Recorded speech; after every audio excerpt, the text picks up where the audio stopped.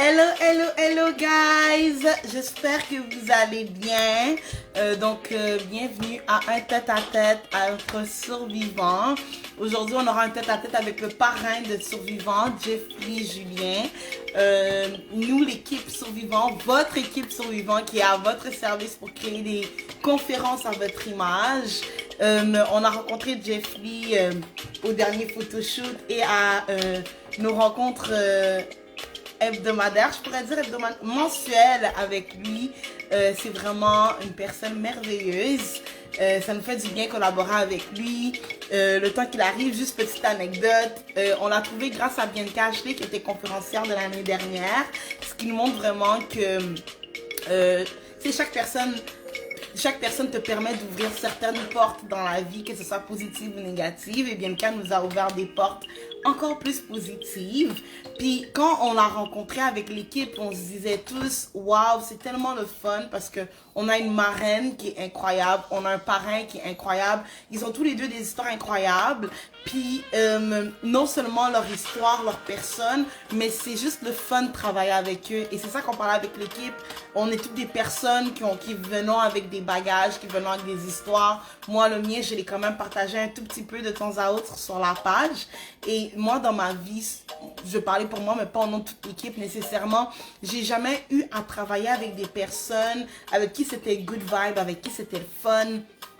Travailler avec qui j'étais excitée de les rencontrer, pas pour partager le contenu de la rencontre, pas pour mes idées folles qui me venaient, mais parce que c'est des personnes qui sont juste le fun à travailler avec. Et Jeffrey, c'est une de ce genre de personnes. Alors nous, l'équipe survivant, on a vraiment hâte, on est vraiment excités à ce que vous puissiez entendre son histoire aujourd'hui, parce que vous avez déjà entendu l'histoire de notre marraine il y a très longtemps. Puis aujourd'hui, au travers de l'histoire de Jeffrey, vous allez comprendre de pourquoi c'est lui le parrain de survivant et non quelqu'un d'autre. Donc on a hâte. Sinon, on aura notre conférence qui arrive bientôt, le 23 juillet. Les billets sont déjà disponibles sur notre site web www.survivant.info. Je vais l'écrire dans la section commentaires. Donc www.survivant.info à la section événements. Donc quand vous arrivez sur le site web, il y a la photo de l'équipe survivant, de votre team survivant, et il y a un bouton rouge qui est écrit je participe si je ne me trompe pas. Donc si vous cliquez sur ce bouton là, vous pouvez avoir accès justement à la partie réservation de billets pour l'événement. Très bientôt on va faire aussi un post sur Instagram qui explique les étapes, qui vous guidera vraiment étape par étape pour la réservation de billets, pour ceux qui ne sont pas habitués de réserver nécessairement sur Internet.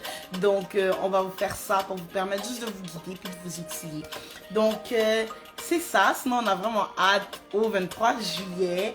C'est notre deuxième édition. Nous, on a eu une autre conférence entre-temps, Stronger Together. Là aussi, peut-être ceux qui ont remarqué, oui, on a Nelson et Amina de Stronger Together qui font un comeback à aujourd'hui. Je me dis oui, je le veux. Amina, à cette édition, ne sera pas nécessairement toute seule. Elle sera accompagnée de sa collègue, de sa partenaire Ophélie, qui elle aussi, on a eu la chance de la rencontrer. Donc, c'est ça. Donc, cette année, on aura des nouvelles têtes à notre conférence. On a vraiment hâte à ce que vous les découvriez.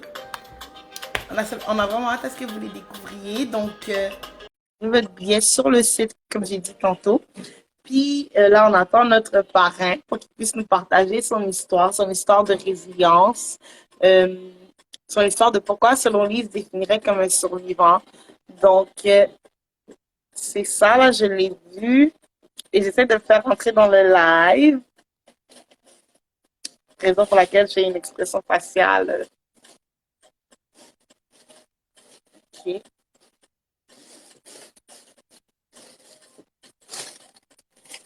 OK. Allô? Hello, hello, hello. Ça va bien? Ça va très bien, toi? Yes, ça va bien. Donc, aujourd'hui, on est là pour entendre ton témoignage, Jeff. Live, je crois. Peut-être deuxième fois de ma vie, donc je suis super Ouh. content puis très excité d'être là. Mais nous sommes excités juste avant que tu te connectes. Je sais pas si c'est ça le vrai terme. Je suis en train de te jeter de fleurs, de dire que c'est vraiment le fun pour l'équipe survivante de travailler avec toi, que sais, pour nous, c'est juste agréable de travailler avec quelqu'un qui est juste good vibe, qui propage de la bonne humeur, puis qui est respectueux, puis qu'on appréciait vraiment le fait que tu sois notre parrain. Merci beaucoup. C'est vraiment apprécié. Je me dis toujours que je veux voir le changement en fait que tu dois être le changement en fait que tu veux voir auprès des gens. Donc Yes. c'est par moi-même. Donc voilà. Yes.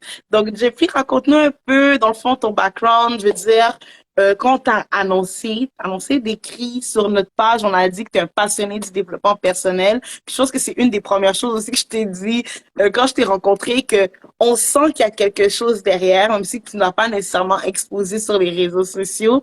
Donc là, aujourd'hui, nous, on aimerait savoir c'est quoi ce quelque chose derrière, comment tu es devenu cet homme passionné aujourd'hui du développement personnel, qui désire, dans le fond, vouloir aider les autres, vouloir aider les autres à devenir aussi la meilleure version de eux-mêmes, comme tu fais aussi toi-même chaque jour. C'est une très grande question en fait que tu me demandes en ce moment avec beaucoup de pression pour y répondre en une simple ligne. Ben, la première chose, je pense que c'est ça. Je me décrirais comme quelqu'un qui est passionné du développement personnel. Je crois que où est-ce qu'on est en ce moment n'est jamais une finalité. Le marathon continue et ne termine jamais en fait pour moi. Puis voilà, je pense que je l'ai compris très très jeune. Peut-être pas jeune, je dirais en fait à ma vie, au début de ma vie adulte, où est-ce que j'ai Mhm, pris conscience un peu plus de qui j'étais, mhm, de mon passé, de mon présent, de mon futur.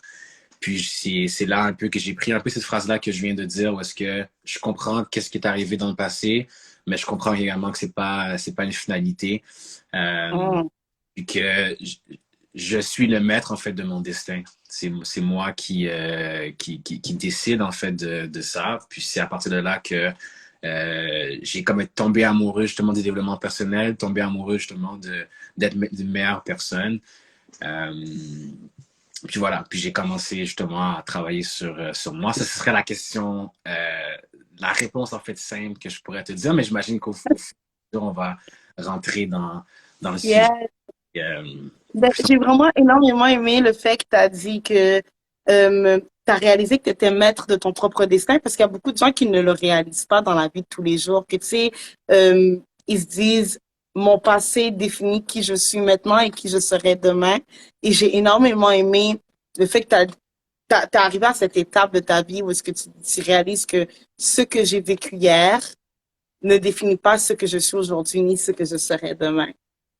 Ouais, ouais, 100%, 100%. Puis ce que j'ai réalisé également, c'est que autant que les choses dans le passé, je crois qu'on peut les changer d'une certaine manière, mais autant qu'on peut les garder. Parce que la personne dans laquelle je suis, ce sont toutes les décisions en fait que j'ai prises dans le passé qui font en sorte que je suis là aujourd'hui devant toi à pouvoir être en mesure de parler. Donc, je pense que quand on dit qu'on est vraiment maître de notre destin, c'est autant aux choses positives, autant aux choses négatives. Ces choses négatives doivent être changées, on est maître de notre destin et on peut les changer et je crois sincèrement qu'on peut le faire. Autant que les choses positives qu'on veut garder, ben, si on continue à les nourrir, ben, ça va faire en sorte justement qu'on va pouvoir être là puis les utiliser de la meilleure façon. Mhm, yes, yes. Sinon, Jeffrey, c'est quoi dans le fond l'histoire derrière tout ça? C'est quoi qui t'est arrivé à toi pour que, c'est quoi le passé que tu ne voulais pas qu'il te définisse et que t'es arrivé jusqu'à à accepter que non, ça me définit pas, c'est arrivé, ça fait de moi ça a permis de former ma personnalité, mais ça ne veut pas dire que ça définit qui je suis en tant que personne. Je dirais plusieurs choses, différentes difficultés en fait que j'ai pu avoir. Bien entendu, je viens d'une famille avec une mère monoparentale, quelqu'un qui avait beaucoup de difficultés en fait au niveau scolaire, d'apprentissage. Je viens également j'étais une personne qui était très très gênée, très très anxieux. On Euh, dirait pas. ouais, Non, on dirait pas. très très gêné, très très anxieux. Quelqu'un qui avait beaucoup de misère à communiquer, à parler. Hmm. Je bégayais énormément. Je parlais très, très vite. Donc, ça, je te dirais, c'est pas mal ces choses-là qui ont vraiment commencé, je te dirais, et qui m'ont suivi tout au long de mon enfance. Beaucoup de manque de confiance en moi. Je pense que vient de là aussi beaucoup l'anxiété, le stress, la difficulté également à parler. Je pense que ça venait également de là. Puis, Mhm. autant que j'avais ces difficultés-là, mais autant j'avais beaucoup de rêves et j'avais beaucoup d'objectifs. Puis, Mhm. quand on regarde à ces différents rêves et différents objectifs qu'on va pouvoir parler aujourd'hui, bien, on pourrait dire en fait que j'étais pas qualifié. Donc, non seulement par la personne en fait que j'étais, donc par mes difficultés, mais également par mes rêves et les objectifs que j'avais, j'étais pas qualifié du tout. Donc, je te dirais que Mhm. l'idée en soi se tourne beaucoup à travers ça. Mhm. Mais j'ai beaucoup aimé le terme que tu as utilisé comme pas qualifié parce que souvent, quand on a l'impression qu'on ne fit pas dans les boîtes que la société a créées pour devenir X ou Y, Z personne, c'est directement l'attribut qu'on se donne nous-mêmes et que je pourrais dire que la société aussi nous donne par défaut, que tu sais, on n'est pas qualifié. Le fait que tu as parlé de trop de difficultés d'apprentissage scolaire, tu sais, je relate tellement, j'ai connu tellement de personnes que justement, tu sais, se disaient, ben, je suis pas bon à l'école, donc moi, ma vie se limite à ça, tu sais, ma vie se limite à peut-être pas à l'université parce que je suis pas bon à l'école ou, tu sais, moi, je connais quelqu'un qui me disait, un de mes, je le considère comme mon petit frère, qui me disait, mais tu sais, Bincha, moi, je vois pas pourquoi je devrais étudier au cégep ou quoi que ce soit, tu sais, je peux juste travailler au McDo toute ma vie, puis c'est correct. Puis je disais, non, t'es capable, t'es capable. Puis il disait, ben non, je ne suis pas qualifiée pour ça. Tu sais, je suis pas qualifiée pour avoir ces grands jobs, d'être chef d'entreprise, d'être quoi que ce soit. Puis c'est pour ça que ce terme que tu as utilisé, ça me rejoint tellement parce que c'est indirect qu'on se le donne et c'est indirectement aussi que la société nous le donne. Ouais, ouais, c'est exactement ça. C'est exactement ça. Puis, justement, c'est un peu cette balance-là de la personne dans laquelle avait les difficultés que j'avais, puis les rêves fonctionnaient pas. Donc, les rêves, Mm. on commençait à en parler. Donc, j'avais un rêve d'avoir un bac, d'aller à l'école, d'être successful, peut-être de réussir à l'école. Mais quand tu as ce rêve-là et tu as le rêve et tu as également tes difficultés, tu te dis, mais tu n'es même pas capable de bien communiquer. Je voyais une orthopédagogue. J'ai commencé le cégep. J'étais dans une classe, on appelle ça une classe ressources. Donc, c'était une classe Mm. qui était spécialisée pour les gens justement en difficulté. Donc, j'étais pas avec les réguliers. Euh, Mm. Toutes mes matières, français, anglais, histoire, toutes les matières qu'on peut penser, je les avais avec un seul groupe, un seul professeur. Donc, pour faciliter nécessairement mon apprentissage. L'apprentissage. Puis, j'étais à cet endroit-là, mais j'avais également le rêve ou l'objectif de me dire, ben, je vais aller au cégep, je vais aller à l'université, mais j'étais pas qualifié. Parce que les gens qui étaient autour de moi, ou, juste moi-même, ben, on n'était pas qualifiés pour ça, on avait trop de difficultés, puis c'est à peine qu'on pouvait se rendre de terminer en fin de secondaire. C'est à peine si on Mhm. pouvait se rendre là. Donc, Donc, quand t'es quelqu'un qui a dû te battre pour parvenir à ne serait-ce que tu sais, terminer le secondaire pour arriver au cégep dans cette classe-là, est-ce que ça t'a fait sentir une certaine, je pourrais dire, frustration du fait que tu as des grandes aspirations, mais que la société te met en tête que tu n'es pas qualifié toi-même. Tu sais, tu as parlé de l'environnement. Je sais pas s'il y a des gens aussi autour de toi qui le formulaient, qui te le disaient carrément que, tu sais, toi, tu te limites à ça. Toi, tu t'arrêtes là dans la vie. Est-ce que ça va créer tu sais, comment tu t'es senti? Frustration, déception? C'est un mélange d'émotions, je te dirais, parce que, tu sais, à travers la classe qu'on parle au secondaire, cette classe ressource, donc cette classe spéciale, tu sais, juste le fait d'avoir l'étiquette classe spéciale, classe, Mm. déjà là, tu te sens différent. Est-ce que les gens en soi autour de nous disaient différent? Pas nécessairement, je te dirais, mais juste le fait d'avoir l'étiquette de se dire différent, ben, tu sais déjà que justement, tu as déjà un recul par rapport à ça. Euh, Par la suite, je pense que ce qui m'a également aidé à travers la classe ressources, qui a été positif, c'est que les gens également autour de moi voulaient tous réussir. Elles voulaient tous persévérer également. Donc, à travers la difficulté d'avoir et de comprendre que j'étais différent, ou j'avais des différentes difficultés, ben, il y avait aussi également un grand encouragement, en fait, qui était une grande atmosphère d'encouragement, puis de persévérance aussi, qui était là pour nous aider. Puis je pense que ça m'a vraiment donné un grand start, donc un grand commencement justement à comprendre qu'est-ce que la persévérance, puis qu'est-ce que c'est justement la résilience pour arriver à finir finalement mon secondaire. Nice, nice. J'ai beaucoup aimé ce que tu as dit, que les gens qui étaient avec toi dans cette classe ressources, eux aussi aspiraient dans le fond à des grandes choses. Tu n'étais pas seul à rêver grand dans cette classe, tu n'étais pas seul à te sentir ainsi. Puis ça montre vraiment la force, je pourrais dire, derrière, tu sais, la collectivité, derrière quand la communauté, on se met main dans la main ensemble pour comme arriver à nos objectifs. 100%. Puis tu sais quoi, Benisha, aujourd'hui, ces deux personnes-là, c'est mes meilleures amies aujourd'hui. Oh, Ouais, oh. Ah, ouais. honnêtement, j'aime vraiment ça, j'aime vraiment ça. Puis, dans le fond, tu sais, ça t'arrive au cégep.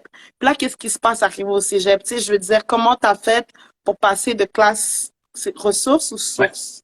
Classe Ressources.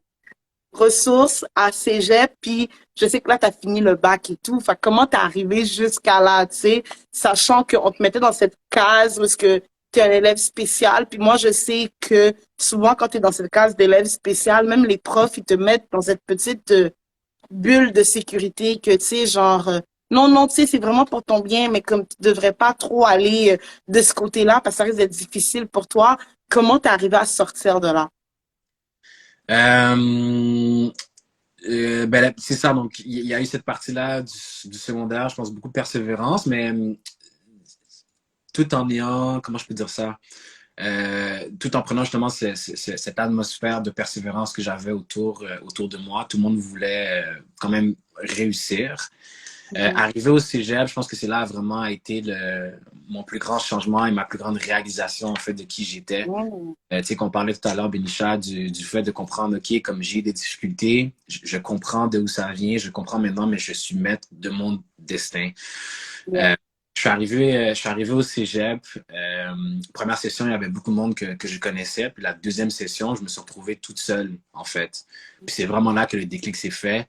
Mes amis étaient plus là. Mes deux meilleurs amis dans lesquels je joue aujourd'hui, ils étaient plus à côté de moi. Je me retrouvais vraiment tout seul, tout seul. Puis j'ai dû me poser beaucoup, beaucoup de questions.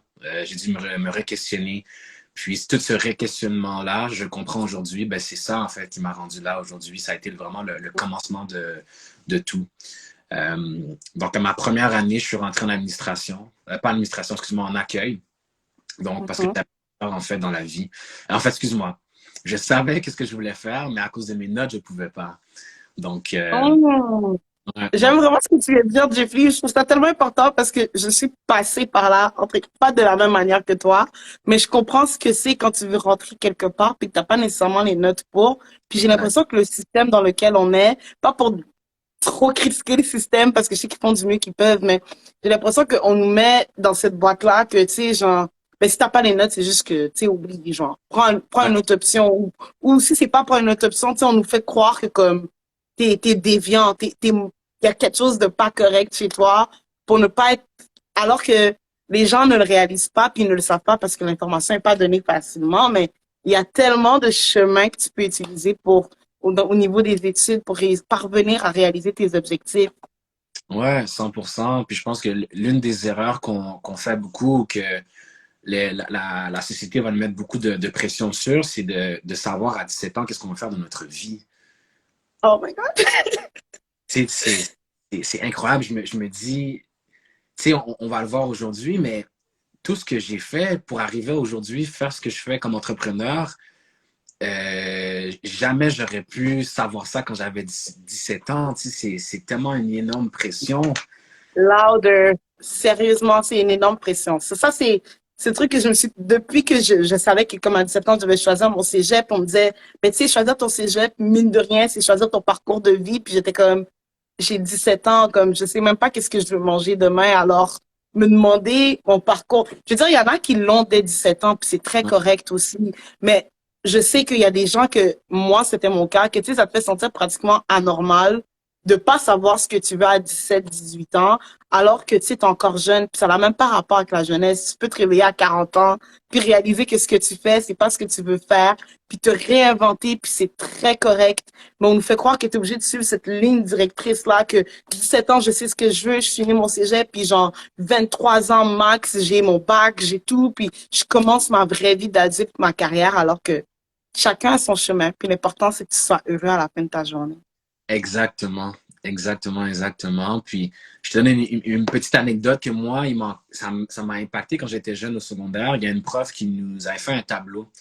Il nous avait montré l'impact si tu redoubles ou si tu changes de chemin. Donc, elle nous disait, si tu redoubles, voici ton salaire à chaque année et tu manques tel chiffre. Donc, supposons qu'on dit, bon, ton salaire à chaque année, c'est 40 000. Si tu redoubles, ben, tu perds 40 000 à la fin de l'année. Si tu le places à ta retraite, voici ce que tu perds comme argent. Puis ça nous donnait cette pression-là que tu devais. Tu sais, je comprends son message à la fin. Elle voulait justement elle voulait pas en fait qu'on Qu'on redouble. retourne.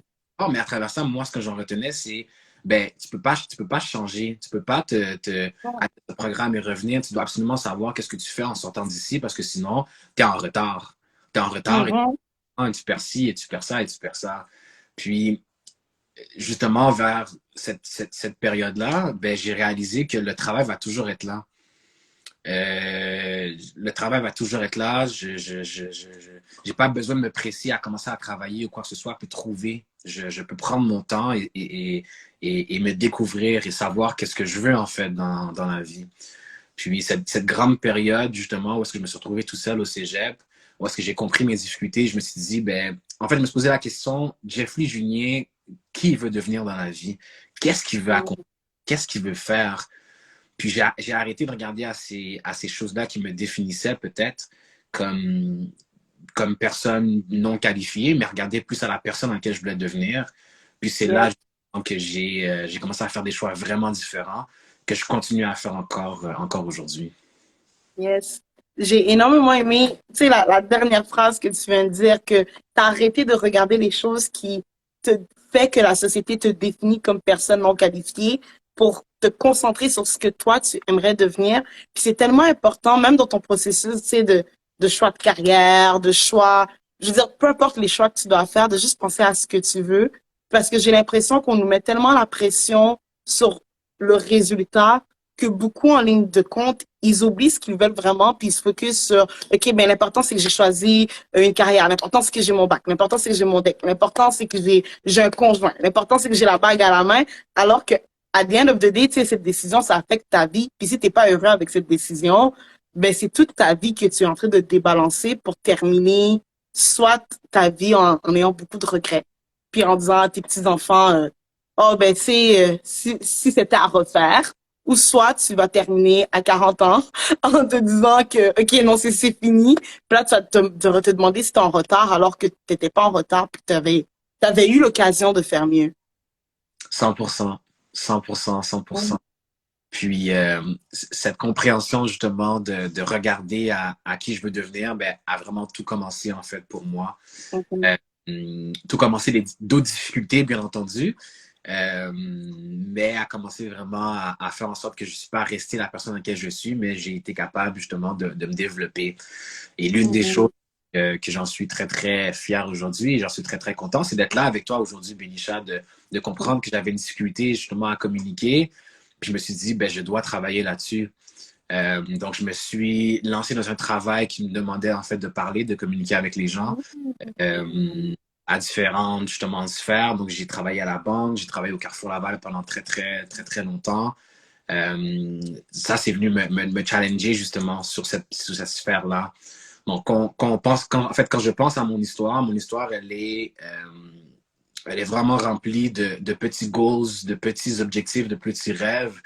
Encore une fois, que je n'étais pas qualifié pour. J'avais pas les aptitudes pour y arriver, mais je me suis dit une chose à la fois, puis je vais les attaquer, puis je suis arrivé où est-ce que je suis en fait aujourd'hui. Puis, c'est ça. Puis, l'un de ces choses-là, ben, c'est la communication, de pouvoir être en mesure de bien communiquer ce que je veux mentionner et dire. Et c'est fou pour moi de dire, Benisha, que je vais faire partie, moi, d'une conférence où est-ce que je vais devoir parler, d'être là en live sur Instagram, de communiquer avec toi comme que je le fais en ce moment. C'est pas le Jeff Lee à 17 ans, en fait, qui aurait été capable de faire ça. J'aime vraiment ce que tu as dit, une chose à la fois, une étape à la fois. Tu sais, j'ai l'impression que, comme j'ai dit tantôt, on est tellement focus sur les résultats que tu oublies de prendre la vie une chose à la fois. Tu as tellement de petits trucs sur lesquels travailler, puis j'ai énormément aimé. Tu as pris le courage de, même moi, j'aurais pas été capable de faire ça. Tu as pris le courage de te mettre dans des positions où est-ce que tu vas être obligé d'apprendre à mieux communiquer. Je veux dire, c'est une phrase que je pense c'est à ma mère, parce que moi, j'étais tellement timide, j'ai fait Ah ça n'a pas ouais. de bon sens. Oh non, c'était l'enfer, là. Je veux dire, quand on me demandait de lire devant la classe, je prenais tout petit peu écrit comme ça, puis mes profs demandaient, genre, il y avait toujours deux personnes qui devaient me tenir la main pour pas que je m'évanouisse, puis on mettait une chaise derrière moi, juste au cas où, par mesure de précaution. Puis je me souviens, mes parents, ils parlaient en lingala, parce que moi, je suis congolaise, puis ils pensaient que je dormais. Puis ma mère disait, bébé, Incha est tellement timide. Qu'est-ce qu'on va faire? Puis là, mon père a dit, c'est quoi? On va la mettre dans des positions où est-ce qu'elle est tout le temps obligée de parler devant des gens pour Ah, la forcer, dans le fond, pour la forcer, dans le fond, à overcome cette timidité-là. Puis quand tu as donné ton exemple, j'ai tellement ri parce que j'ai relate. Moi, c'était pas volontaire, par exemple, jamais. ouais. Jamais, mais le fait que ça soit volontaire, ça demande une énorme maturité et détermination aussi. Tu sais, ça rejoint la question que j'allais te poser à comment tu as su déterminer qui est la personne que tu voulais devenir. Parce que t'avais des rêves, bien entendu, mais ces rêves demandent certaines qualités. Ça demande certains attributs, dont la communication que tu as mentionné. Ouais. Donc, comment tu as fait pour essayer de découvrir, tu sais, qu'est-ce que moi, Jeffrey Julien, je veux en tant que personne? La vérité, Benicha, je pense que je l'ai jamais su vraiment. Ça n'a jamais été clair, en fait. Mm. J'ai eu une image, j'ai eu une vision, mais la personne précise, je le sais pas. Puis je pense que c'est à travers le fait de marcher, de courir vers cette vision-là que j'ai été capable d'aujourd'hui d'être la personne à laquelle je suis. Mais la vérité, c'est que je l'ai jamais su. J'ai jamais su Oh. c'est qui que je voulais devenir. J'ai commencé par cheer ces quelques buts-là. Donc, je me disais, ben, la première chose que je veux, c'est de savoir qu'est-ce que je veux faire dans ma vie. Donc, Mhm. j'ai commencé au cégep. Je me suis dit, j'étais en accueil. Bon, qu'est-ce que je fais maintenant? J'ai fait beaucoup de recherches sur moi, qui je veux devenir comme personne. Je me disais, ah, j'aime bien le monde des finances, homme d'affaires et tout, etc. Donc, je suis rentré en finance. Donc, c'est un programme qui était accessible pour moi. Je rentre en finance, je suis super content. Ça fonctionne bien. À travers ça, pendant ce parallèle de la finance, j'avais également un rêve de jouer à un haut niveau, en fait, au basketball. Euh, Ouh. donc, je voyais, à ce moment-là, j'allais à Montmorency, donc les nomades de Montmorency, puis j'aimais tellement le programme. J'ai pas eu la chance, moi, quand j'étais jeune, en fait, ça fait partie de mes rêves, j'ai pas eu la chance, moi, de faire partie, en fait, d'équipe, de faire partie d'avoir des trophées, d'avoir des médailles. J'ai eu aucune médaille avant l'âge, en fait, de 21 ans. Et ça fait partie Wow. de mes rêves. Puis, tu sais, quand je parle que j'étais non qualifié, c'est pas juste, encore une fois, par mes difficultés, mais c'est également parce que, justement, j'étais pas qualifié pour jouer à Montmorency dans un gros programme quand j'avais pas Mhm. d'équipe, puis je jouais récréatif. C'est ce que je veux dire, mais j'avais quand même cette volonté-là de vouloir jouer au basketball, de rentrer au collégial, puis de jouer. Puis, pour rentrer plus en détail, si tu me permets, Benisha, Mais oui. dans cette histoire-là, justement, qui a commencé pour moi, bon, c'est ça. Donc, je voulais justement commencer à jouer au basket à Montmorency. Je me suis présenté à un try-out. Donc, try-out, c'est un événement où est-ce que tout le monde peut venir et venir essayer. Donc, je me présente là, personne ne me connaît, je suis toute seule à Montmorency, je me présente là. Je me fais couper. Donc, on me dit non, tu n'es pas pris dans l'équipe. L'année d'après, toute l'année au complet, je continue à persévérer parce que j'avais encore cette volonté-là de jouer pour Montmorency. C'était mon rêve, c'était ce que je voulais faire. toute l'année au complet, j'ai été travailler, j'ai trouvé des ressources, je me suis inscrit à YMCA à Montréal, j'habitais à Terrebonne, je faisais des déplacements en autobus de 1 heure et demie, j'allais m'entraîner, je trouvais des workouts sur YouTube. Puis l'année d'après, je suis revenu à Montmorency dans ce même tryout-là où est-ce que personne ne me connaissait. Et finalement, j'ai été pris dans l'équipe. Donc, grande victoire en fait pour moi. Puis, si je rentre directement dans le sujet, après ça, l'année d'après, j'étais capitaine de l'équipe. Donc, 1 an plus tard, j'étais capitaine. Wow. Oh.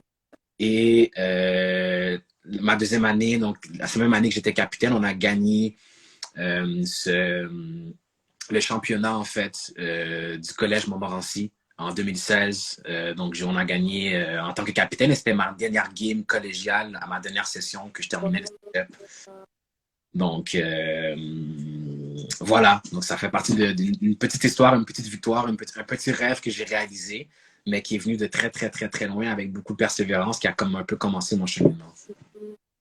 Wow, wow. Non, j'aime vraiment ça. J'ai énormément aimé cette histoire. Puis, encore une fois, tu sais, c'est vraiment ça qui revient, mais tu sais, c'est la persévérance et la détermination à ne pas laisser les événements déterminer qui tu es, mais vraiment être, comme tu as dit, être maître de son destin. Tu sais, toi, t'avais ça dans ton cœur, t'avais ça dans ta tête que c'est ce que j'aimerais faire. Et même si qu'on t'avait fermé les portes, t'as continué à foncer pareil. Ça demande une énorme force, honnêtement, une énorme force de caractère. Tu sais, ça demande, parce que, tu sais, je me dis, te faire refuser. Là, moi, je me souviens juste quand je me suis fait refuser de l'université à ma première application, tu sais, je me suis enfermée dans ma chambre, puis j'ai pleuré. Puis Ouais. de juste, on t'a fermé les portes, puis de décider quand même de foncer, ça demande beaucoup de force. Cette force-là, je veux dire, c'était d'où que tu la puisais, tu sais, je veux dire, est-ce que c'était seulement basé sur le fait que tu disais, c'est ça mon objectif, puis je bouchais mes oreilles à ce que les autres autour de moi disent, ou il y avait un certain support moral à quelque part, il y avait, je sais pas, une citation, est-ce qu'il y avait quelque chose d'autre qui venait alimenter cette force? Euh, deux parties en fait à la réponse. La première, c'est je crois vraiment que j'étais vraiment convaincu que j'étais maître de mon destin encore une fois, que si moi je décidais que je voulais rentrer à Montmorency, jouer au basket, je pouvais en fait le faire. Donc cette grande soif-là, puis euh, cette grande soif-là, en fait, de ne pas être ce que mes difficultés ou ce qu'on me disait que que j'en allais pas être. Donc, avoir la difficulté en termes de ma communication, de la personne dans laquelle j'étais, mais tout ça fait en sorte que je voulais pas rester là parce que j'étais pas bien. Donc, je pense que cette volonté de ne pas rester là a fait en sorte que c'est comme un driver pour moi de continuer à persévérer vers ça. Donc, je te dirais que première chose dans la réponse. Et la deuxième chose, en fait, je suis un grand croyant également. Donc, je pense que Dieu m'a donné beaucoup de guidance, beaucoup euh, de, de sagesse et de vision, en fait, de continuer. Que même si je ne vois pas la finalité, même si je ne comprends pas comment je vais y arriver, même si je n'ai pas le plan clair, j'avais justement cette confiance-là que j'allais pouvoir y arriver. Euh, Puis je pense que c'est pas mal ça que je répondrais pour ces deux sphères, ces deux sphères. J'aime énormément ce que tu as dit, puis j'ai l'impression que c'est tellement important à chacun, tu sais, de se raccrocher à quelque chose que, tu sais, parce que les portes qui se ferment, il y en aura toujours. Il y en aura toujours, même si que c'était pas que tu n'étais pas qualifié puis que tu avais le dossier parfait, c'est possible que la porte se ferme devant toi. Puis Ouais, je trouve ça tellement important de se raccrocher à quelque chose, que ce soit pour, si t'es croyant peu importe ta croyance, à ta spiritualité, ou peut-être que ça peut être une citation. Je sais qu'il y en a que, des fois, quand j'écoute leur témoignage, c'est juste quelqu'un, tu sais, il y a quelqu'un que c'est pas qu'ils connaissent, peut-être une personnalité publique qui regarde cette personne puis qui disent, moi, faut que j'arrive à être comme cette personne, puis qui continue à se battre, peu importe les portes fermées, mais c'est important d'avoir ce truc positif sur lequel on se rattache parce que sinon, quand les portes seront fermées, puis c'est si ton pourquoi commence à perdre du sens pour toi, mais ça va être difficile de venir relever, se ressourcer, tu sais, de reprendre dans le fond la force pour continuer à avancer. Mais Sans- sinon, moi, j'avais une question parce que je sais que t'as pas terminé, mais Ouais. je me dis, c'est tellement pertinent que tu me dises maintenant. Ça serait quoi que tu dirais au Jeffrey de 15 ans? Qu'est-ce que tu lui dirais? Euh, wow, Jeffrey de 15 ans.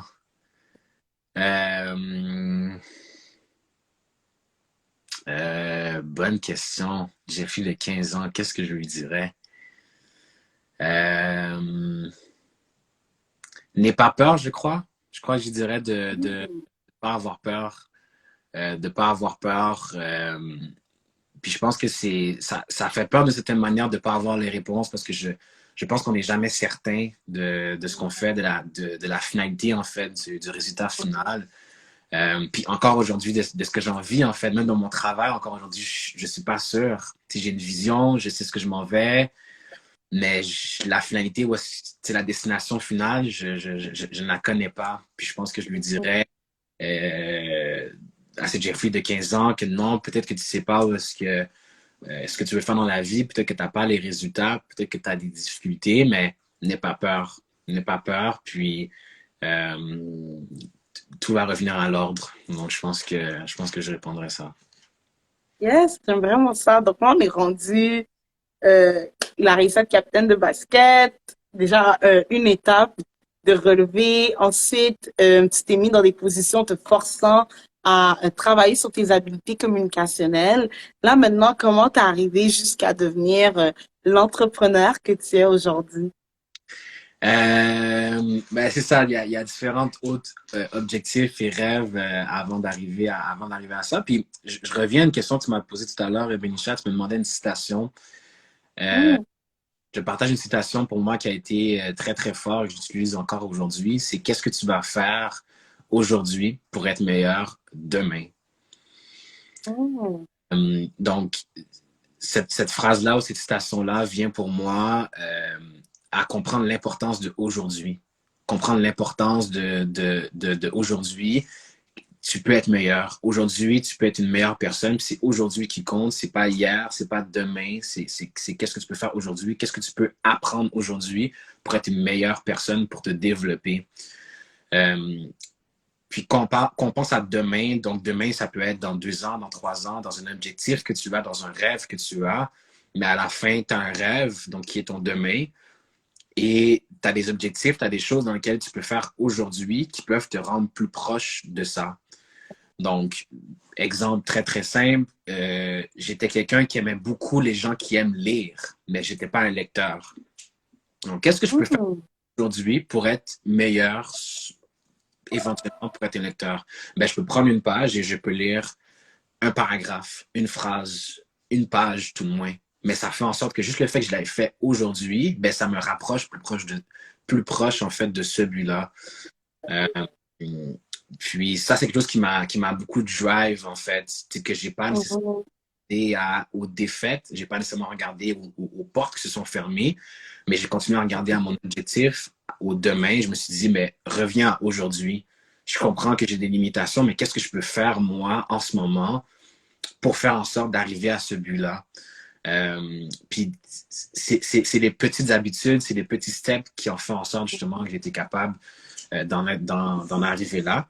Mais c'est ça, avant de répondre à ta question, je voulais au moins partager ça, cette petite citation pour moi que j'utilise encore aujourd'hui, puis qui fait en sorte que je suis tellement dévoué ou tellement passionné par le développement personnel que chaque jour, je prends le temps justement de lire puis d'en apprendre parce que ça me permet d'être une meilleure personne.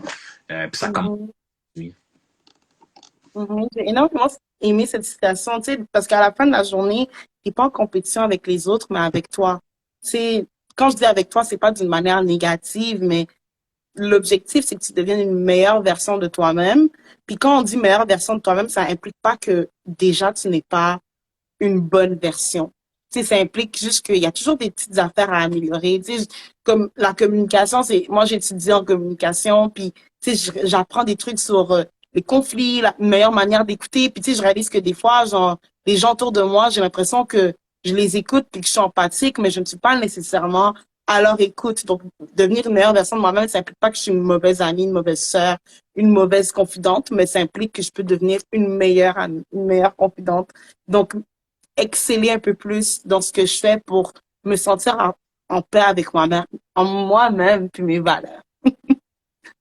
Quelqu'un demande, peux-tu imprimer la citation, please? Est-ce que tu penses que je pourrais l'écrire peut-être? Ouais, ben oui, tu peux l'écrire dans le chat. Euh, J'avais complètement oublié le chat, j'étais tellement rendue dedans la conversation, je voyais plus les, les messages qui passaient. Mais c'est une super belle conversation. Puis s'il y a des gens qui ont aussi des questions pour Jeffrey, n'hésitez pas à les écrire puis à les poser. Puis je trouve ça vraiment inspirant comme témoignage, vraiment beaucoup de persévérance, beaucoup de force. Ouais, c'est vraiment inspirant. ah, merci, merci. Puis c'est ça, donc si je fais si on continue avec ça, donc j'avais des buts professionnels et personnels, donc professionnel de me retrouver, donc je voulais être un homme d'affaires, donc je suis rentré en finance, super content. En parallèle, j'essaie de jouer justement au basket, je réussis, je termine le cégep. Par la suite, j'avais par la suite une grande volonté en fait de rentrer en université, d'avoir un bac. Le cégep a quand même été difficile parce que j'avais un gros problème en fait en français. Je pense qu'au cégep, Mhm. euh, je pense au moins 6 ou 7 français à force de redoubler et continuer à travailler sur ça. L'épreuve uniforme de français, je l'ai coulé une fois, je l'ai repris, j'étais capable justement de réussir. Donc, c'est plein de petites victoires, plein de petites difficultés, Mhm. mais que j'ai réussi justement à atteindre, à surmonter, puis qui a continué à forger mon caractère, continuer à forger un peu plus ma confiance, puis à continuer à prendre d'autres défis en fait qui étaient encore plus grands. Euh, donc, après le cégep, je me retrouve finalement à faire une demande et rentrer en fait à la Banque royale du Canada. Donc, Mhm. un travail qui me demandait de parler au téléphone. Donc, j'avais aucun contact visuel avec quelqu'un.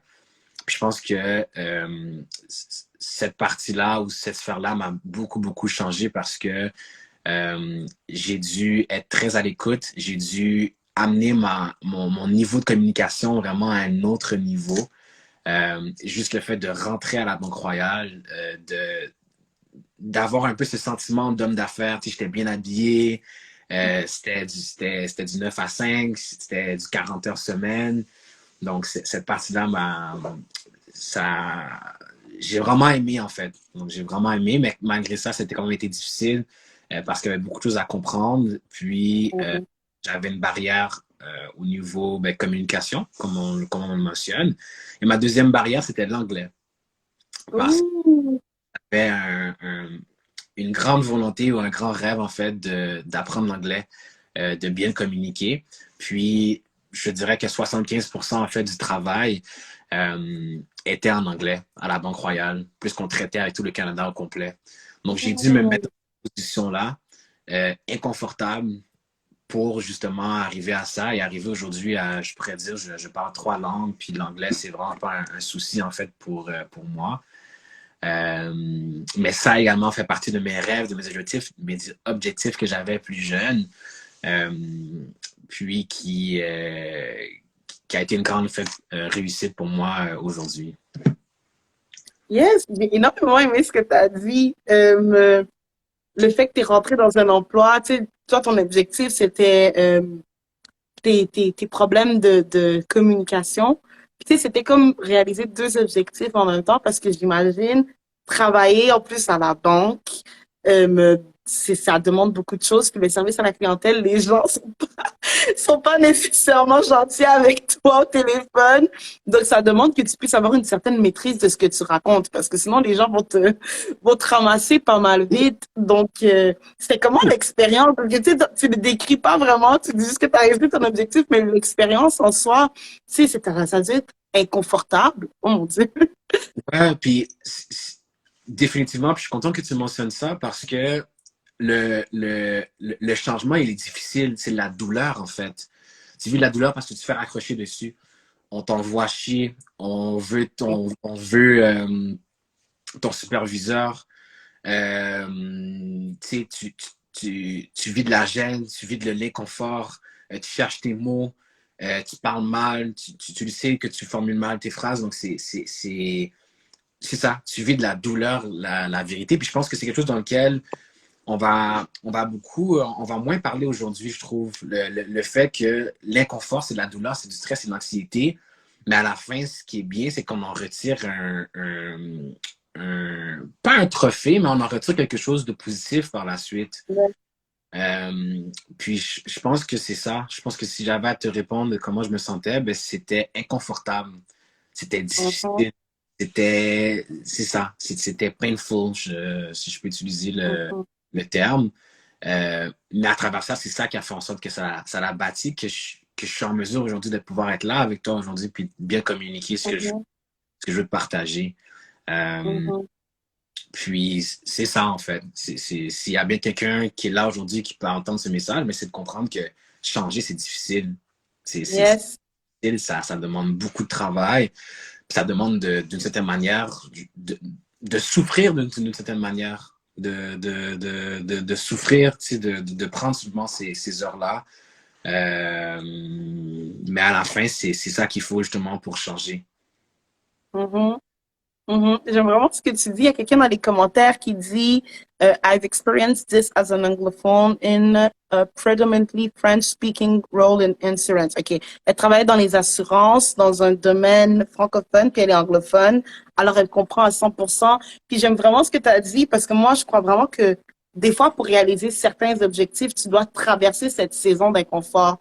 C'est un passage obligatoire pour te permettre justement de réaliser ses objectifs. Parce que si tu vis pas cette saison d'inconfort, ben, tu sais, peut-être que oui, tu vas peut-être parler anglais, mais le fait que tu n'as jamais été confronté à des gens qui te ramassent, à des gens qui vont dire, oh, je vais être ton superviseur, des gens qui se fâchent contre toi, mais tu sais, t'as jamais été challengé à l'option que quand tu as rencontré quelqu'un qui est frustré, puis à parler sous le spot dans l'anxiété, tu n'auras jamais expérimenté ça.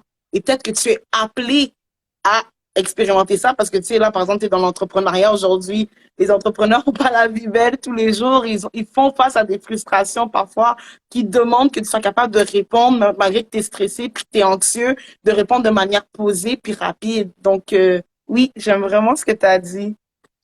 Exact, exact, exact. Puis, tu sais, encore aujourd'hui, dans ma vie d'entrepreneur, ben, je le vis. Je le vis avec des doutes, avec d'autres échecs, de se faire accrocher, de se faire dire non. Mais à la fin, c'est de comprendre que c'est pas la finalité. Le non que tu reçois aujourd'hui, c'est la finalité. Puis, comme je le dis dans ma Yes. phrase, qu'est-ce que tu vas faire aujourd'hui pour être meilleur demain? C'est important de comprendre, mais pourquoi on a accroché? C'est quoi les erreurs? C'est pas d'être aveugle puis de faire des erreurs puis de continuer à les faire, c'est de comprendre, OK, je fais des erreurs en ce moment, comprends-les, comprends en quoi tu peux t'améliorer, puis et le big picture, puis après, par la suite, reviens à l'essentiel. Aujourd'hui, qu'est-ce que tu peux faire? Aujourd'hui, qu'est-ce que tu peux faire pour améliorer ça? C'est un small step pour arriver justement à en être meilleur à cet objectif ou ce rêve-là ou cette difficulté-là. Donc, c'est ça. Mhm. J'aime vraiment ce que tu dis, l'introspection. Tu sais, je pense à ma mère quand j'allais à l'école primaire puis que je me faisais intimider par les autres, elle me disait toujours, Bénicha, le chien aboie, la caravane passe. Toi, l'important, c'est que ta caravane passe jusqu'à ce que tu termines ton école, jusqu'à ce que tu termines tes études.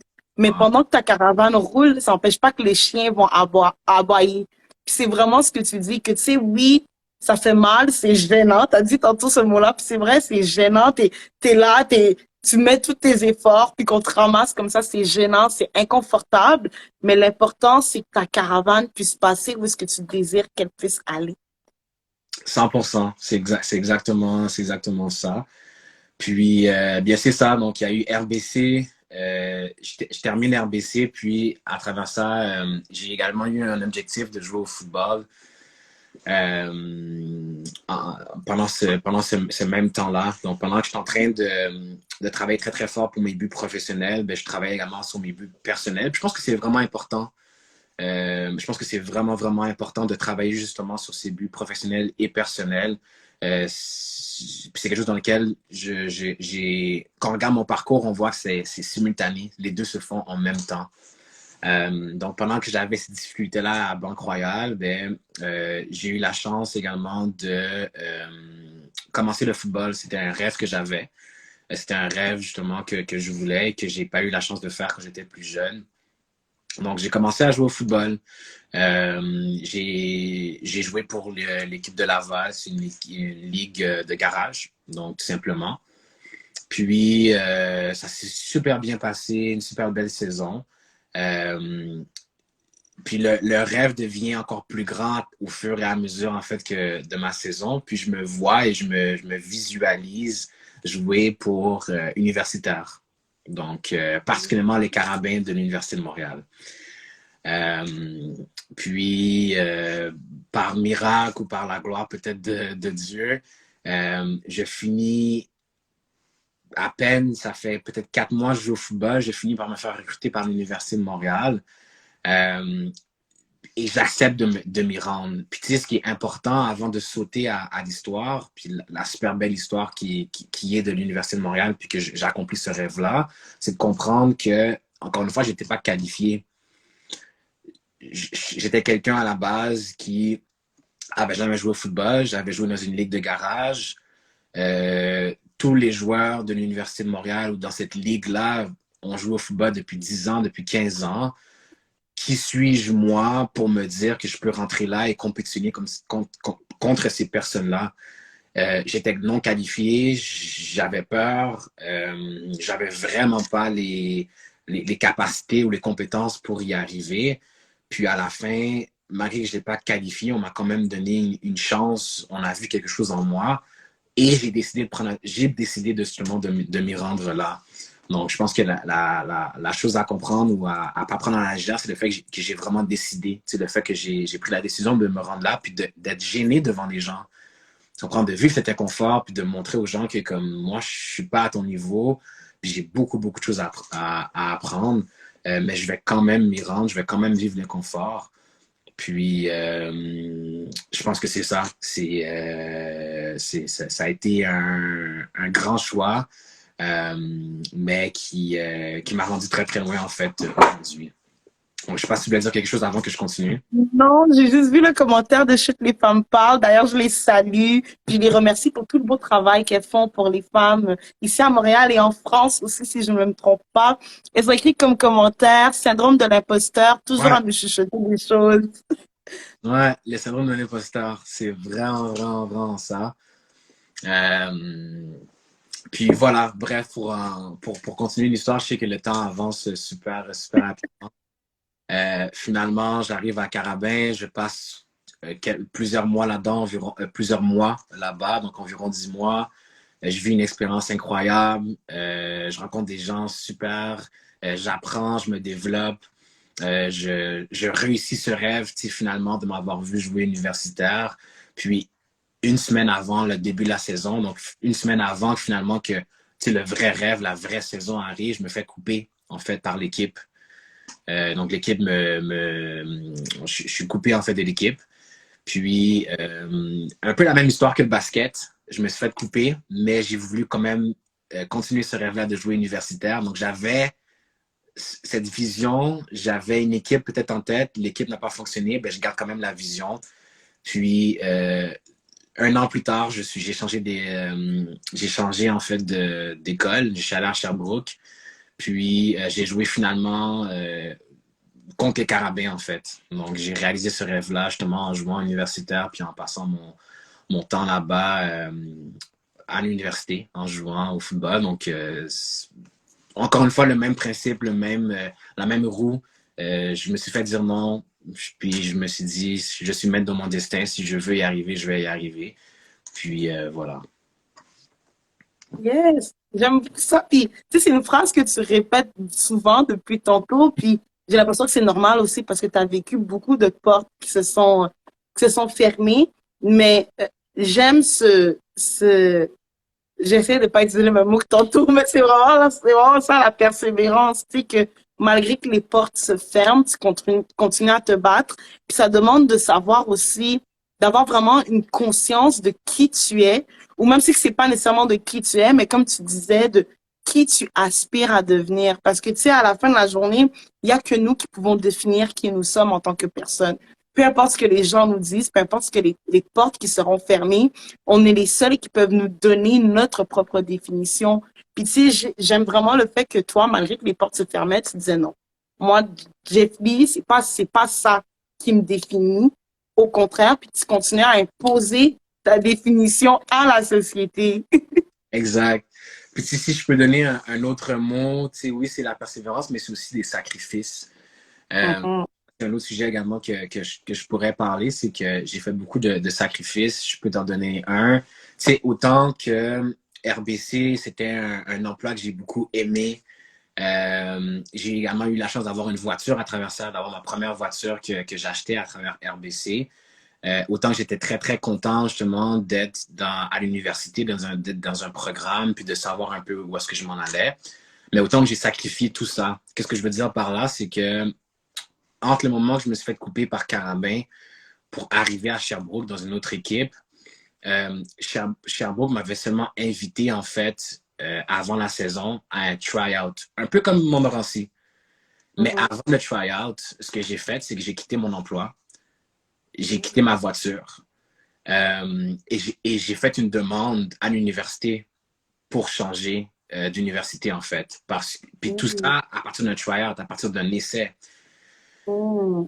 Donc, j'ai dû sacrifier toutes ces choses-là parce que le timeline entre le moment qu'il y avait try-out et le début de la saison, le début de l'école, me demandait que je sacrifie toutes ces choses-là pour quelque chose qui était incertain.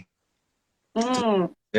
Donc, ces choses-là étaient incertaines, mais j'ai dû faire des pas. J'ai dû faire des pas de sacrifice, de sacrifier le fait que j'avais un excellent emploi. J'étais très content là-bas, mais j'ai quitté pour un rêve, pour un objectif dans lequel j'avais. Puis, c'est important également, où je tiens vraiment à mentionner que à travers la persévérance, à travers toutes ces choses-là, de persévérer, mais je crois également qu'il y a des choses dans lesquelles on doit sacrifier. On doit dire non à certaines choses, que ce soit, pour moi, ça a été oui, des grandes décisions, mais des fois, c'est des petites décisions, que ce soit des fêtes, peut-être les fins de semaine, d'aller à des endroits où justement qui sont pas en lien avec ton objectif ou ton rêve. Donc, j'ai dû couper peut-être dans des amis, dans des fêtes, dans des choses peut-être qui s'alignaient pas avec ce que je voulais faire. Donc, ça aussi, ça fait partie justement de d'autres sacrifices, en fait, qui sont importants, que j'ai fait. Puis, je pense que même toi aussi, Mélisha, je pense que tu vas pouvoir le, le mentionner et appuyer mon point. Je pense que c'est sûr que tu as dû sacrifier beaucoup de choses pour en être là où est-ce que tu Ben, ben oui, mais j'aime vraiment ce que tu dis. Ah, il y a quelqu'un dans les commentaires qui demande quel est le sujet. Aujourd'hui, on est avec Jeffrey Julien, qui est notre parrain de survivant.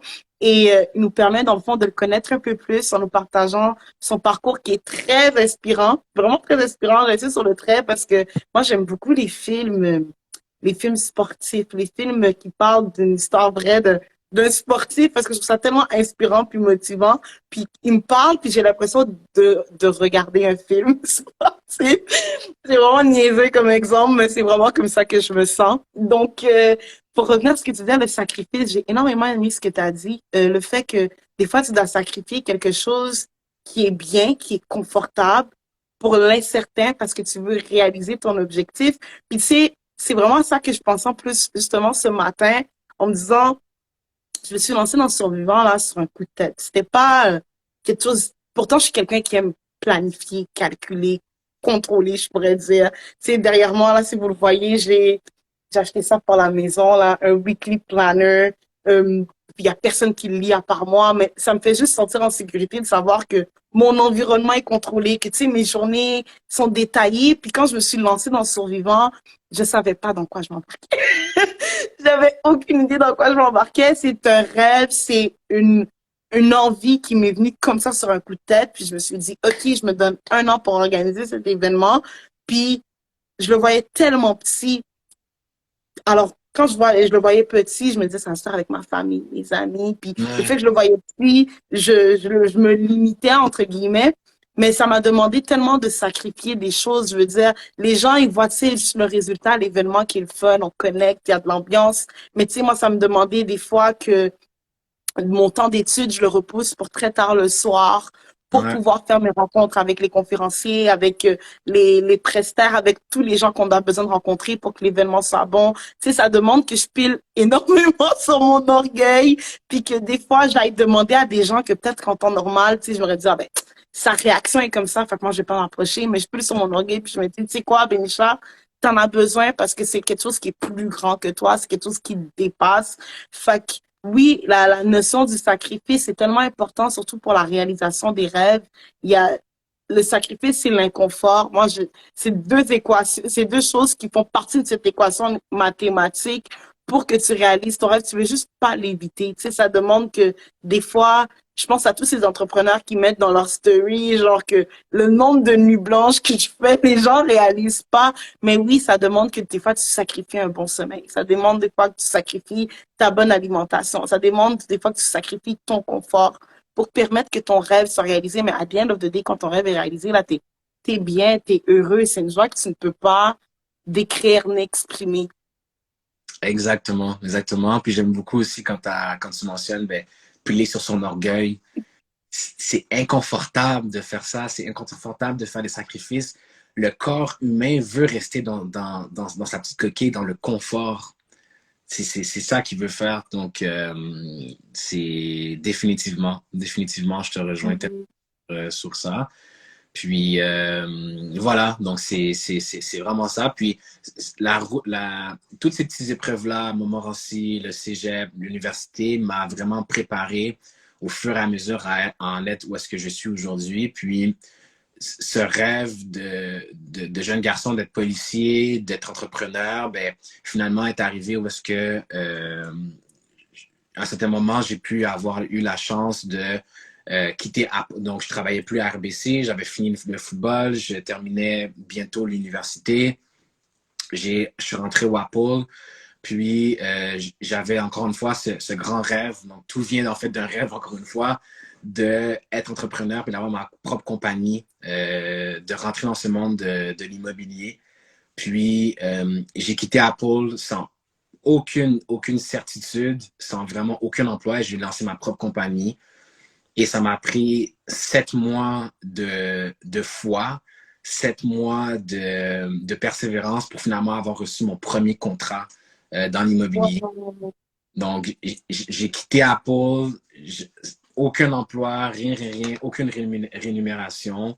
Tout ça, encore une fois, pour un rêve, pour une incertitude, mais je me disais que si je me donne 100% à ça, et si j'ai pas le choix, ben j'ai pas le choix que ça réussisse. J'avais pas de plan B, pas un autre plan, puis c'est comme ça justement que j'en arrive aujourd'hui où est-ce que j'ai ma compagnie. Euh, Puis c'est ça, ça vient encore une fois d'un rêve et de comprendre que les choses, je peux avoir une vision, mais les choses ne sont jamais certaines. Je ne savais pas combien de temps ça allait prendre pour avoir un contrat. Mais chose était certaine, c'est que si je mettais les efforts à chaque jour, ça allait y arriver. J'allais y arriver, puis c'est là où j'en suis en fait aujourd'hui. Wow, j'ai tellement aimé. Tu sais, ça a pris 7 mois pour avoir. T'as tout lâché. Ça a pris 7 mois. Puis, tu sais, j'imagine pas l'anxiété, le stress, mais en même temps, cette passion, je pourrais dire, qui te boostait à dire comme non, it's gonna happen, and it happened. Tu vois, c'est arrivé à la fin, tu vois. Puis, ça me fait penser même à quand je faisais le speech à Survivant 1, que quand j'ai planifié cet événement, je me disais ma famille, mes amis, puis à la fin, c'est même pas eux qui sont venus. Mm. C'est même pas eux qui sont venus à l'événement, alors que moi, je planifiais cet événement que pour eux, au fait. Et que, tu sais, des fois dans la vie, même si tu as tout planifié pour que ça fonctionne parfaitement, tu sais, il y Ouais. a une certaine beauté dans l'imperfection, puis dans les imprévus, puis dans ça ne va pas se passer comme prévu. Puis moi, c'est ce que je vois, tu sais, ça t'a pris 7 mois, mais tu sais, maintenant, t'es très bien là dans ton, je ne sais même pas, mais je peux l'affirmer parce que ça se sent, ça se voit dans la manière dont tu parles, puis que tu es très bien. Puis tu sais, je me souviens, il y a genre 2 semaines, tu me disais, genre, mais tu sais, pour moi, Bélicha, c'est pas un travail, c'est une passion. Puis ça montre que, tu sais, 7 mois d'angoisse, d'anxiété, malgré que c'était imparfait, ça t'a apporté une certaine beauté dans ton imperfection. Exactement, exactement. Donc, si j'avais vraiment à résumer qui est Jeffrey Junier, c'est quoi son parcours, ben, c'est un jeune garçon, c'est un jeune homme qui est un rêveur, qui a des objectifs personnels et professionnels, qui est pas qualifié. Et je vais continuer de pas être qualifié, même si j'ai ma compagnie, c'est pas une finalité, j'ai d'autres rêves, j'ai d'autres choses que je veux accomplir. Puis, c'est un peu étrange pour moi parce qu'on est très centré sur moi, mais si je le fais pas nécessairement pour moi, je le fais également pour les autres parce que je veux montrer également à travers que moi, ben, les autres, si moi j'ai réussi, les autres peuvent le faire. Euh, Yeah. je pense qu'on a besoin justement de faire en soi-même, donc de réussir ça, d'avoir ces rêves-là, puis de les réussir. Puis après ça, en fait, de montrer l'exemple. Donc, c'est ça. C'est ce que je dirais. J'aime énormément ce que tu as dit, puis c'est vraiment ça le concept de survivant à la base. Tu sais, c'est vraiment, c'est pas pour les personnes qui sont parfaites, puis les personnes qui l'ont comme ça, c'est pour justement les personnes non qualifiées, les underdogs, comme on dit en anglais, tu sais, les personnes qui l'ont eu difficile, qui l'ont toujours difficile, que tu sais, moi je pense au fait que je disais à mon frère récemment que il n'y a jamais eu un truc dans ma vie que j'ai eu comme ça. Tu sais, moi, il y a toujours un drama, il y a toujours une histoire où est-ce que les gens essayent de me mettre à terre, mais au final, à la fin de la journée, j'y arrive parce que je me bats, puis parce que je sais que je suis une survivante, je suis bien plus que ce que les gens veulent me dire, que ce que la société veut dire. Puis ton histoire, tout comme l'histoire de tous les survivants, c'est vraiment ça. C'est l'histoire de personnes qui savent ou qui ont besoin d'être rappelées que peu importe ce que les gens disent de toi, peu importe ce qui t'est arrivé, peu importe ce qui va t'arriver, peu importe les portes fermées, tu vaux bien plus que cela, puis tu as beaucoup plus à offrir au monde. 100%, 100%. Puis je te remercie également justement de faire ça, d'avoir été discipliné, d'avoir traversé, de continuer à traverser justement ces difficultés-là, parce que ça fait en sorte que moi, je suis là aujourd'hui, toi, tu en es là. Puis qu'on peut peut-être inspirer tout le moins une personne justement à ce qu'elle puisse continuer ses rêves, ses objectifs, puis savoir qu'elle n'est pas seule. Donc, ouais. Yes, yes, vraiment, comme tu as dit, savoir qu'ils sont pas seuls. On n'est pas seuls. Moi, je crois vraiment que ensemble, il y a une force dans la collectivité. Juste entendre ton témoignage, ça m'a énormément boosté, moi. Tu sais, un point où est-ce que je lisais plus les commentaires. J'étais vraiment juste motivée. Alors, j'imagine même pas ceux qui l'ont vu, ceux qui vont le voir en rediffusion. Puis, guys, ben, il l'a dit tantôt, mais il sera là le 23 juillet avec nous. Donc, c'est notre parrain à Survivant, puis on est vraiment honorés, puis on est vraiment reconnaissant à l'univers de l'avoir mis sur notre chemin. Puis le 23 juillet, il sera là, il va intervenir. Puis les billets sont déjà disponibles sur notre site web. Donc, www.survivant.info. Ça sera le 23 juillet, toute l'après-midi. Ça va être un peu le même vibe qu'on a eu maintenant. On va se motiver, on va pouvoir poser des questions, puis s'entraider, parce que vraiment, à la fin de la journée, l'important, c'est que chacun, je crois, a sa lumière, chacun brille, puis l'important, c'est juste de se rappeler que je brille, puis que ma lumière a autant d'importance que la lumière de mon voisin. Ouais, ouais, 100%. Puis, en tout cas, merci beaucoup, Bisha, de m'avoir donné cette chance-là, justement, de pouvoir être là aujourd'hui. Puis de faire partie, justement, de la conférence. Ça fait partie des choses dans lesquelles j'ai toujours voulu impacter les gens positivement. Puis, voilà, en espérant que, c'est ça, au moins une personne puisse être impactée à travers ça. Puis, c'est ça. Merci. Et voilà. Merci à toi, Jeffrey. Puis on se dit à bientôt. Puis j'ai vu qu'il y a Olivier qui a dit on a vu et ensemble on n'est pas seul. Donc c'est ça, guys. Donc on se dit à bientôt. Bye, Jeffrey. Bonne Bye. fin de soirée. Puis bonne fin de soirée à vous aussi, guys. Beaucoup.